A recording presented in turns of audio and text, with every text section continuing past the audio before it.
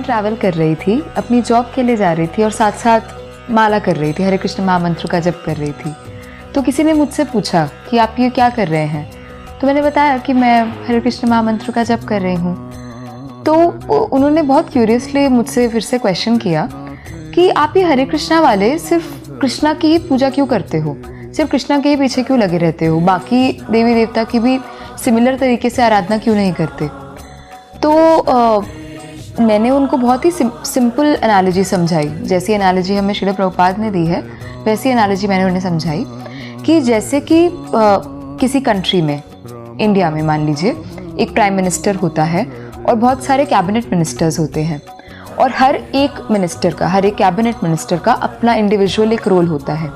कोई education minister है, कोई फाइनेंस मिनिस्टर है, कोई रेलवे मिनिस्टर है, एक्सेट्रा, ऐसे करके बहुत सारे रोल्स होते हैं सबके। तो हर मिनिस्टर की एक ना एक कुछ ड्यूटी होती है। ये सिमिलर एनालॉजी चलती है देवी देवता और कृष्ण के साथ भी। जैसे कि सभी देवी देवता होते हैं, उनका एक ना एक रोल सेट होता है।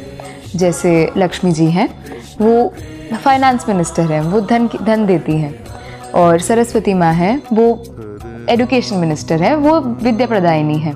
तो ऐसे करके सूर्यदेव हैं, वो लाइट देते हैं।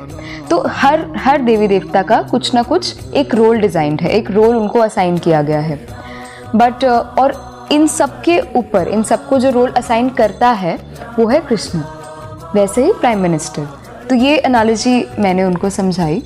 और मैं अगर कुछ डिफरेंस देखूं, पहले मैं भी देवी देवता की आराधना और पूजा करती थी, तो मैं डिफरेंस देखूं तो पहले मेरी प्रेयर्स का क्या पार्ट होता था। पहले मेरी प्रेयर्स होती थी कि अगर मुझे ये मिल जाएगा तो मैं ऐसा कुछ करूँगी, या अगर मुझे इतने मार्क्स मिल जाएंगे, मेरा इस कॉलेज में एडमिशन हो जाएगा, मुझे ऐसी जॉब मिल जाएगी, तो मैं उसके रिटर्न में ऐसा कुछ करूँगी।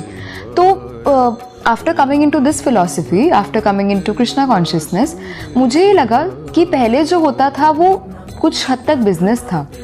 ये करोगे तो ये कर दूंगी, ये करोगे तो ये कर दूंगी।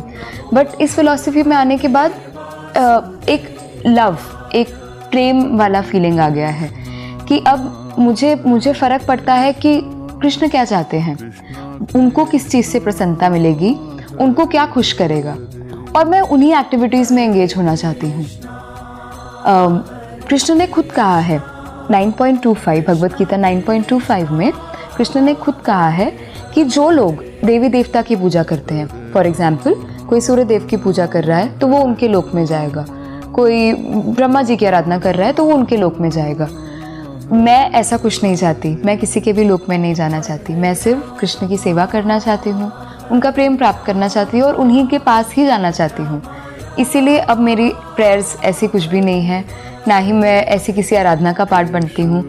अब मैं सिर्फ विद लॉट ऑफ लव, मैं सिर्फ कृष्णा के साथ रहना चाहती हूँ, चाहे वो इस लोक में हो, चाहे वो किसी और लोक में हो। और कृष्ण ने उसके बाद ये भी हमें समझाया इन भगवत गीता 4.9 कि मेरे इस जन्म कर्म को, मेरे सारे एक्टिविटीज़ को जो समझेगा वो मेरे पास आएगा, वो सब छोड़ के मेरे पास ही आएगा, उसे मेरा प्रेम प्राप्त होगा। तो ये अश्योरेंस कृष्णा ने दी है। और फर्दर अश्योर करने के लिए, क्योंकि हम ह्यूमंस जो हैं बहुत जल्दी ड्विंडल हो जाते हैं, उन्होंने फर्दर हमें अश्योर किया है इन भगवत गीता 9.22 कि अगर आप अनन्य भक्ति करोगे, अनन्य भक्ति मतलब सिर्फ मेरी भक्ति, सिर्फ मेरे पास आओगे, तो तुम्हें मेरा प्रेम मिलेगा, मेरी प्रीतिपूर्वक सेवा मिलेगी। तो इसी प्रीतिपूर्वक सेवा के लिए मैं सिर्फ और सिर्फ कृष्ण की ही पूजा करती हूँ। हरे कृष्णा।